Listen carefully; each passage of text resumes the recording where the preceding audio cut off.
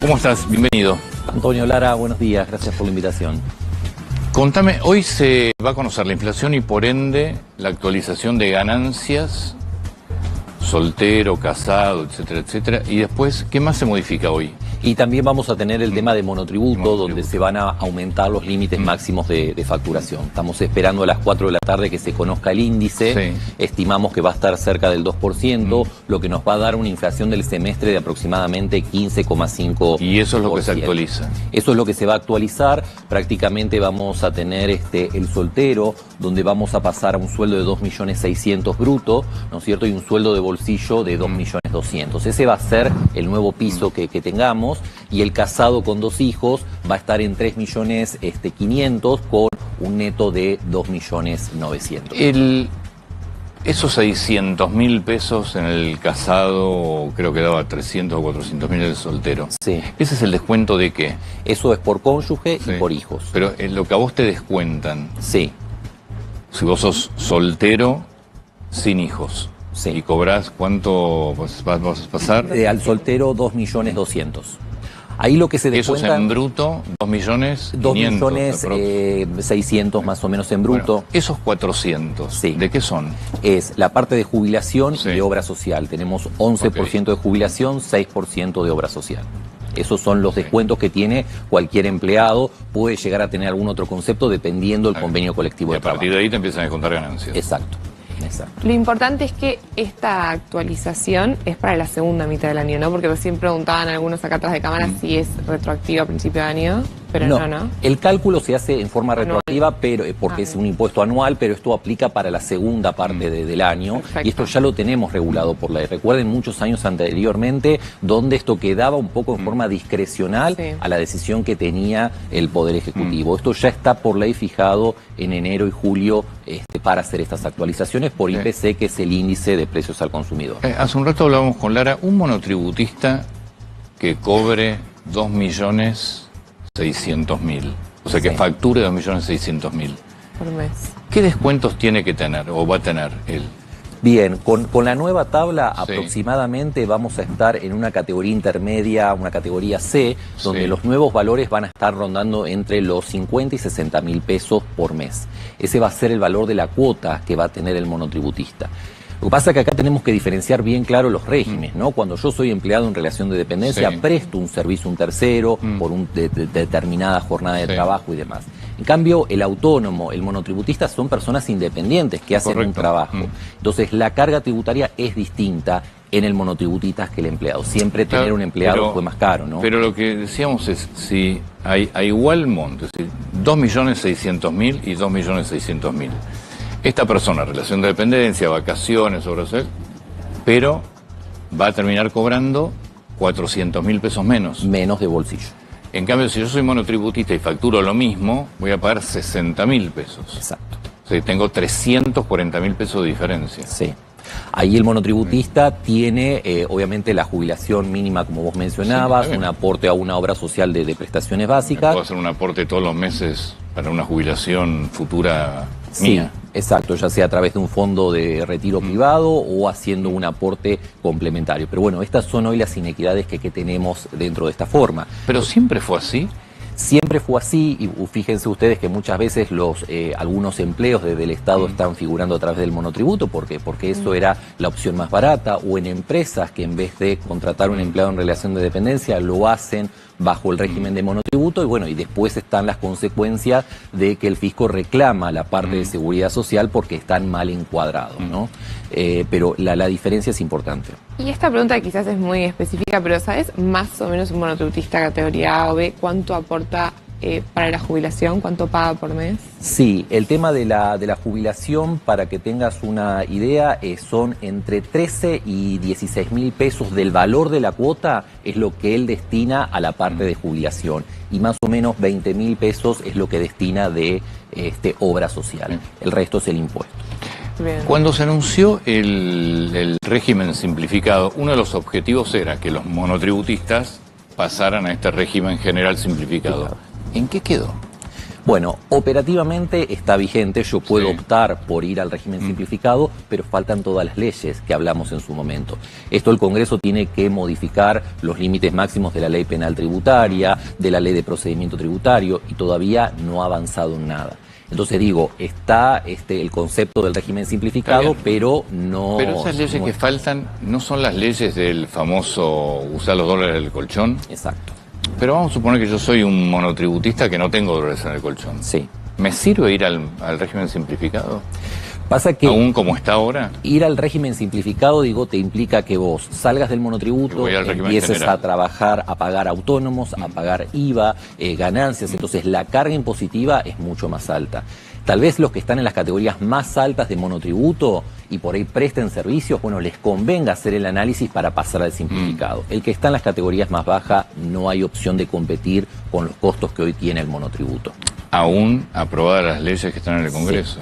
Exacto. ¿Y entonces a quién está dirigido? Lo que pasa es que a quién beneficiaría, bueno, si ese monotributista tiene mucho dinero negro y quiere utilizarlo y quiere volcarlo al sistema. Ese es el caso que podría un monotributista de ingresos bajos ir a un régimen simplificado. Pero vos pensás que siempre el monotributista quiere evitar salir por la simplicidad que tiene el régimen. O sea, es para el típico caso que escuchamos cada mundial de era monotributista de categoría A y se fue a Qatar o a Rusia. O sea, esa inconsistencia para que esa gente ingrese. Igual tampoco aconsejás ahora hacer ese cambio. Hoy no porque no tienen el blindaje total. Claro. Entonces, para ese blindaje que necesitamos, sí o sí necesitan salir estas leyes aprobadas obviamente por el Congreso. Como esto, en definitiva, este régimen simplificado para la declaración jurada que vence en junio del año que viene, es como que todavía está ese tiempo ahí. Obviamente están derogados muchos regímenes de información y los bancos empiezan a reportar a ARCA depósitos arriba de 50 millones para las personas humanas. Entonces digo, sigue habiendo poca trazabilidad en los fondos, pero no hay un blindaje al 100%.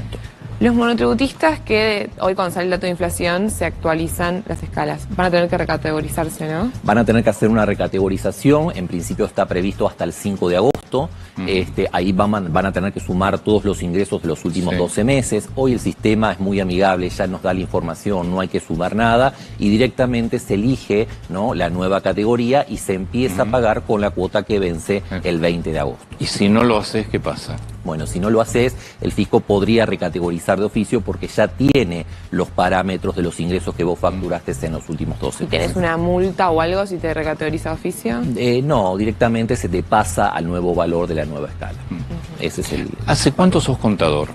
Hace 20 años, 20 años. Y hace 20 años vos empezaste con toda la parte tributaria. Con toda la parte tributaria. Compárame hoy con 20 años atrás. Bueno, hoy está como muy popularizado lo que es el impuesto a las ganancias para empleados en relación de dependencia. Hace 15, 20 años atrás, decir que una persona pagaba impuesto a las ganancias era solamente los presidentes de las grandes empresas o corporaciones. Hoy el empleado, la línea media y demás tuvo que aprender a lo que eran los impuestos, a cuánto pagaba, a cargar sus declaraciones juradas. Entonces se ha multiplicado tanto regímenes de información, regímenes de retención y demás, que todo el mundo hoy habla de impuestos y tuvo que meterse para ver cómo trata de optimizar. Sobre todo en la persona de a pie, donde tiene que buscar y cuidar ese sueldo de bolsillo. Entonces hoy los empleados saben cómo cargar el formulario Siradis, qué deducciones corresponden, y están atentos a estas novedades porque obviamente les impacta en el bolsillo. Pero en tu trabajo de contador, sí, hoy tenés 10 impuestos, 20, el doble de impuestos que antes. No, hay muchos más impuestos y sobre todo lo que hay es mucho régimen de información, sobre todo para las empresas y regímenes de percepción. Te cobran el impuesto por adelantado, entonces hay que retener, hay que percibir. Sobre todo para las empresas es un mundo bastante complejo y si vos estás como la parte administrativa de una empresa tenés que tener como un tablero de comando de los saldos a favor, de los impuestos que tenés que pagar, de los vencimientos. Entonces hay como una multiplicación de los efectos en la economía. En los países, en el resto de los países, ¿las empresas son agentes de retención? No.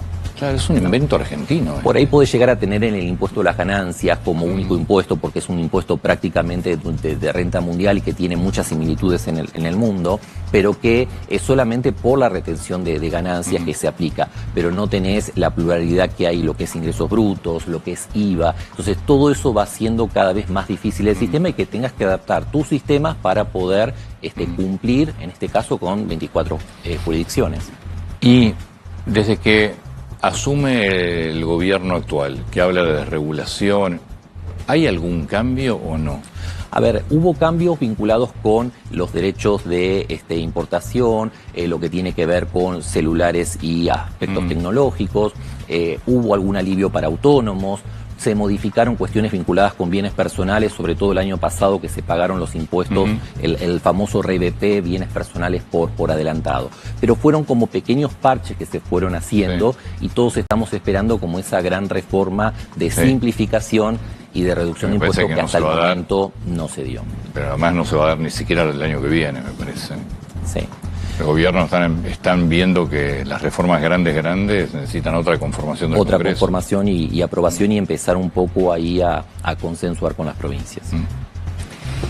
Bueno, muchísimas gracias. Gracias a ustedes. Yo me sigo asombrando de que te encanten los impuestos. Igual ahora me asombra otra cosa. Tenés una planilla ahí, que no sé ni cómo la ves, por son números chiquitos. Ahí tenés todas las categorías. ¿Qué tenés? Todas las categorías con los valores que se van a actualizar para saber un poco los valores y cuánto representa la cuota de la parte del impuesto, de la parte de la jubilación, de la obra social. Ahora sí, última pregunta. Háblame de autónomos. Bueno, autónomos siguen siendo lo más castigado de todo, ¿no? Siguen siendo los más castigados. El año pasado fue como una actualización de los valores porque ellos venían ya muy retrasados. Bueno, hoy en día los valores de las deducciones y demás han ido acompañando. La posibilidad que tiene el autónomo es, en definitiva, de poder reducir algún tipo de gastos. El tema de las jubilaciones, ¿no? Va a ir o se va a recaudar con la eliminación del IVA, ¿no?, de los directores. Y esto es un tema que por ahí puede llegar a preocupar. Sí. ¿Cómo es el...? Entonces, para el aumento de la jubilación, lo que se busca es que hoy los Eso directores... es lo que dice la ley. Es lo que dice la ley, salvo que se... Pero lo que dice la ley, aparentemente, alcanzaría para el 10% de la financiación que necesitas. De la financiación que necesita. Claro. Entonces, ahí los directores de empresas empezarían a pagar, ¿no es cierto?, el IVA, donde sería un tema complejo, y yo creo que tendría hasta un efecto neutro en algunos casos, porque lo que en definitiva el director paga, la empresa se va a deducir. Eso es la ley que se aprobó en el Congreso, tiene un artículo sobre financiación de ese gasto, que es este. Claro. El problema es que cuando vos haces la proyección de lo que podés recaudar, no alcanza es el 10%. Para cubrir. Es el 10%. Exacto. Entonces digo, esto vamos a tener que estar atentos a ver qué pasa, si efectivamente se lleva a cabo o no. Y lo que contaba Lara hace un ratito es, ¿por qué el monotributista, no sé si el autónomo, pero el monotributista... 0,8 de su ingreso. ¿Por qué no se le aumenta más un pago de aportes jubilatorios que va a jubilarse con mejor jubilación y te permite financiar un poco más el sistema? Ok. Históricamente el monotributo se buscó como algo transitorio para que uno inicie una actividad, esté en blanco, por así decirlo, y haga un mínimo aporte a lo que es jubilación y obra social. El tema es que esto después se ha popularizado y hoy en día ha aumentado exponencialmente la cantidad de monotributitos que hay. Y hasta a nivel mundial tenés muchos freelance, o sea, la gente elige trabajar. Y elige trabajar y elige esta opción porque hoy en día es la más barata. Yo digo que hay como una especie de planificación en tu actividad económica. Empezás como un monotributista, pasás a inscripto, abrís una sociedad. Tiene que ver con los niveles de crecimiento de la empresa.